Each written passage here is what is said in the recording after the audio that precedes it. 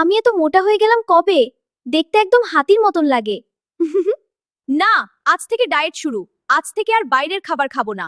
দেখি কত টাকা আছে। স্বাস্থ্যকর খাবার কিনতে হবে আর টাকা জমাতে হবে। যাই কিছু সবজি কিনে আনি। আজ থেকে নতুন ভাবে শুরু করব। আমার যা অবস্থা, ডায়েট করা ছাড়া আর কোনো পথই খোলা নেই।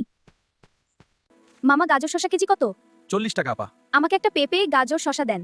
50 টাকা। এই নিন, বাড়িতে গিয়ে এগুলা খেতে হবে। ওয়াও, এত খারাপ না তো। শসা, গাজর, টক দই মজাই লাগছে খেতে। রাতে কি খাবো এখন? রাত হোক, দেখা যাবে। এই আলু, আজ বিকালে বের হ, তোকে ফুচকা ট্রিট দিব। ঠিক আছে, সময় মতো চলে আসবো। আলু, তুই তো হেলথি হয়ে গেছিস। একদিন খেলে কিছু হবে না।